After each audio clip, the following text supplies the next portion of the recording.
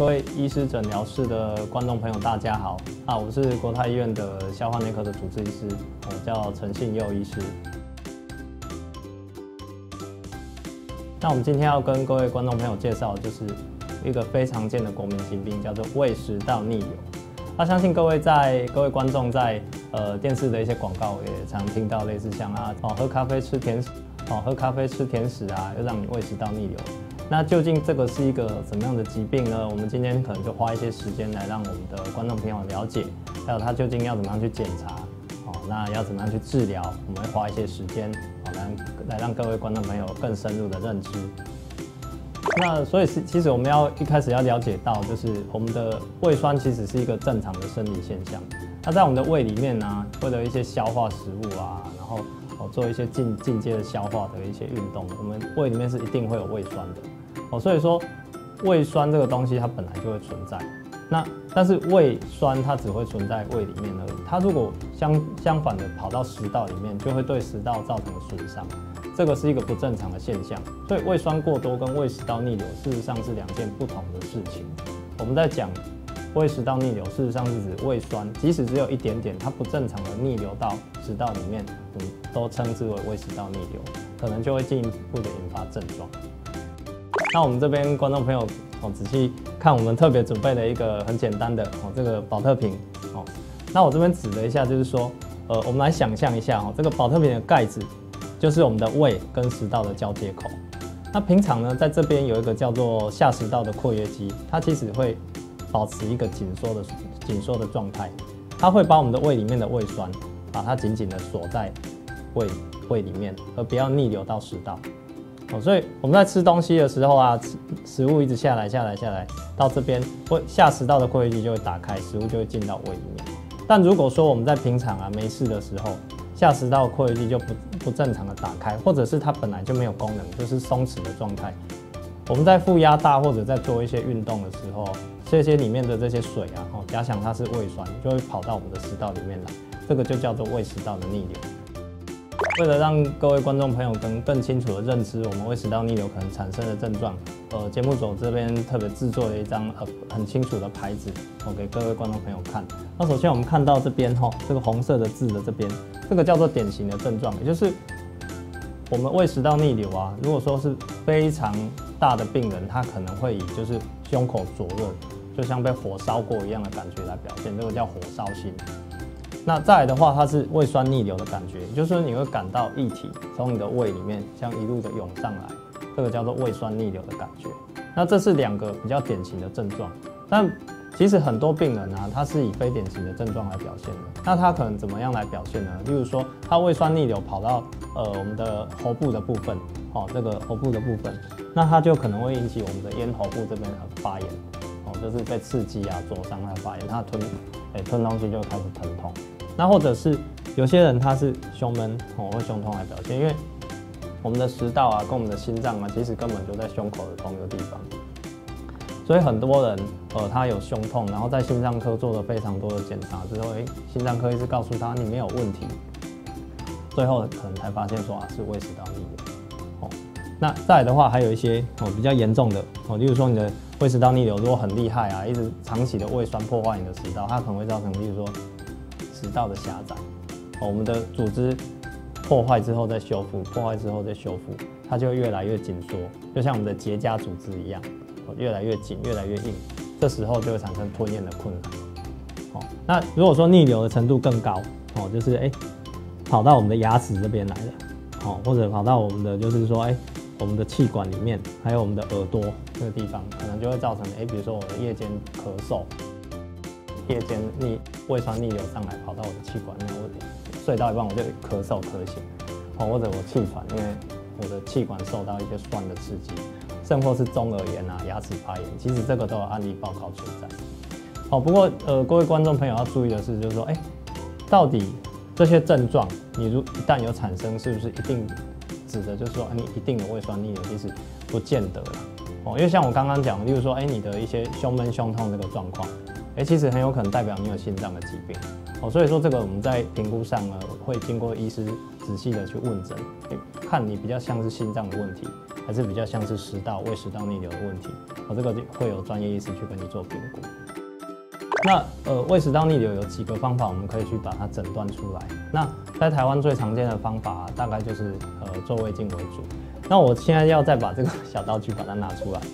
就是我们在做胃镜的时候，其实有几个很重要的评估的重点也就是说，胃镜从嘴巴吞入之后，我们的胃镜到达这边的时候，我们去仔细看一下这个胃跟食道它的交接口这边的一个黏膜，也就是说它表面看它有没有被胃酸腐蚀的一个痕迹。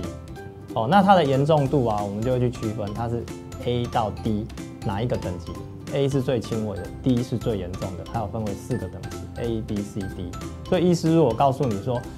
你的胃食道逆流是等级 C，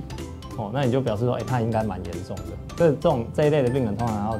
长期的吃一些药物去缓解他的胃食道逆流。好，那第二个评估的重点就是说，我们会再进一步把胃镜伸到我们的胃里面去，倒过来看这个地方。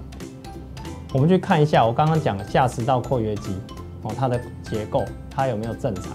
它有的结构是很松很松的，就是说它根本关不起来。这个我们也分成4个等级。那等级4是完全关不起来，也就是说它的胃的食道的括约肌已经整个都坏掉，都松开了。那这一类的病人可能他就比较严重，光靠药物治疗可能就没有办法达到一个好的反应。这个是我们胃镜在检查一个相对比较重要去看的东西。胃食道逆流其实它相对是一个良性功能性的疾病应该是我们这样去认识它。但是我刚才讲到，我们胃镜检查会发现一些非常严重的病人，也就是说它的逆流的等级是等级 C， 或者我们在讲等级 D 的逆流。这个久而久之，胃酸对食道黏膜的破坏会让细胞去产生病变。所以我们会在那个食道的一个细胞的表层会发现说，它逐渐变得像我们小肠的黏膜一样，这个我们叫肠黏膜化生，它会变得像绒毛一样，就是我们平常在穿有一些毛衣，这个会变得像那个样子。这个肠黏膜化生就是我们称之为一个癌前的病变，它即将要变成癌症了。那临床上有一个很特别的名称叫做巴瑞特氏食道。如果说从胃酸逆流变成巴瑞特氏食道，那下一步呢，很有可能就会产生原位癌，甚或是进一步的食道癌的病变。这个是它一个癌症的3部曲。所以胃食道逆流那当然可轻，大部分病人是良性功能性的逆流，轻微的些微的使用药物就好。但是有些病人是需要提早去介入做治疗的，这一类病人要非常的小心。胃食道逆流目前有几种很好的方法，我们在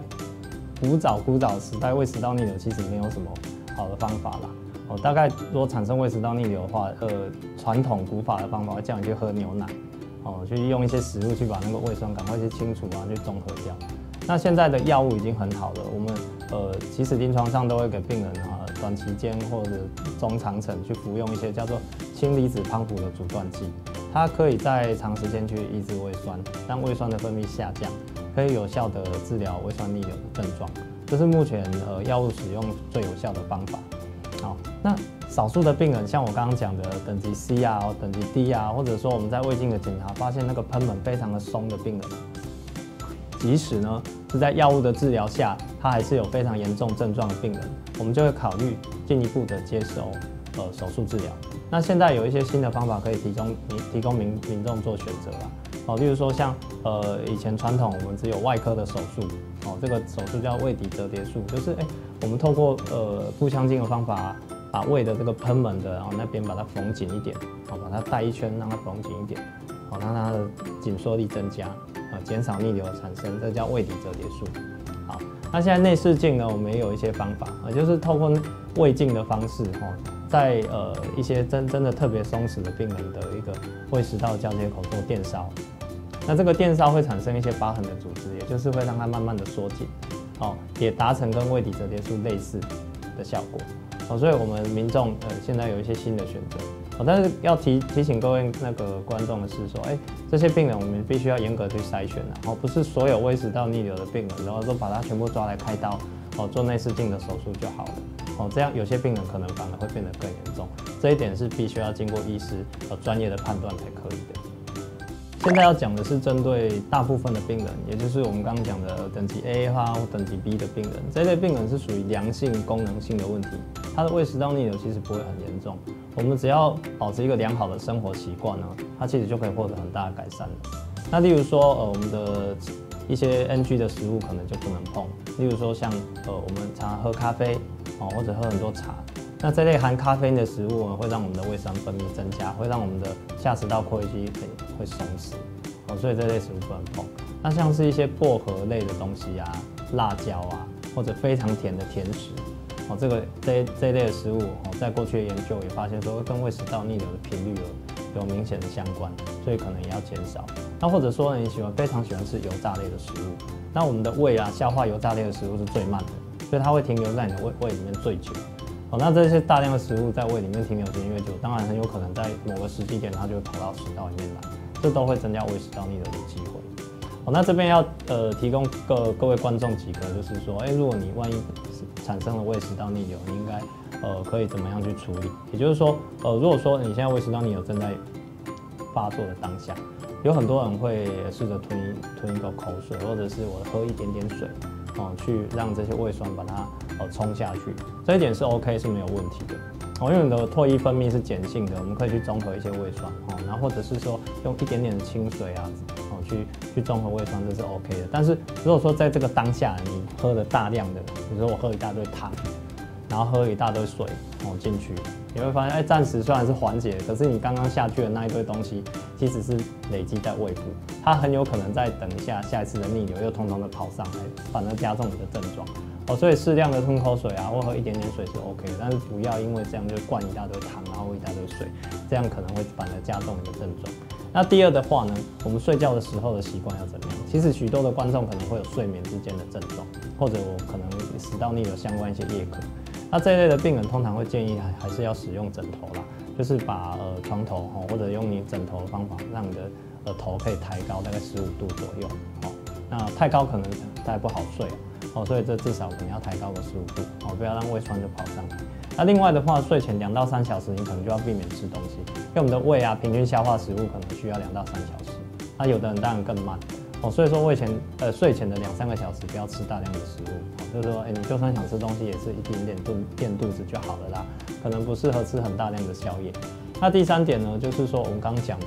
如果说你的唾液不够啊那怎么办？你可以试着用一些口香糖啊，或喝一点点水啊去增加你的唾液分泌，把这些胃酸啊当下去中和掉，其实都会十分的有效那再来的话呢，就是你的饮食啊要定时定量啊。我们刚刚讲过，就是说你如果吃了非常大量的食物，它积在胃里面，它就有造成负压的上升，你的胃食道下食道的括约肌啊，再怎么有力气，它大概是守不住它就很容易跑上来所以我们要定时的定量不要暴饮暴食这一点也是很重要。那最后的话呢，平常可能可以用一些腹式的呼吸法去缓解你的压力啊，增加一些食道括约肌的功能，这是很有效的。那还有一点要跟各位观众分享的是，就是说，其实目前现在的社会，我们的饮食西化越来越明显了。其实台湾的民众体重过重的比例越来越高，所以其实这边没写到的还有一个第6点，就是说，体重过重的病人如果你合并了胃食道逆流，即使可以适当的运动，适当的去减重因为这一类的病人，其实以前的研究就有发现了，非常肥胖的病人他的负压其实很高，也就是容易把胃里面的食物挤到食道里面来，造成胃食道逆流所以说你如果可以减重，而且并且成功的话，其实很多人他的胃食道逆流就是不药而愈的啦，你根本就不用吃药，是你生活习惯的问题所以这类的病人可以我们赶快去运动然后赶快的去减重增加促进自己的身体健康这是最后一点要提醒各位观众朋友注意的那我们今天很简短的跟各位观众朋友介绍了我们胃食道逆流常见的成因那怎么检查，还有怎么去治疗那最后有给各位观众朋友提醒一些生活健康的一些小帮助啦一些小撇步啦那希望各位观众朋友收看完今天的一个节目之后都可以用这些方法去促进自己的健康那么有一些问题啊或相关疑问的，有可能要赶快就医，寻求一些帮助。好，那今天非常谢谢各位观众朋友收看我们的医师诊疗室啊，我是国泰医院的消化内科主治医师陈信佑医师。好，非常谢谢各位今天观众朋友的收看，谢谢大家，我们下次再见。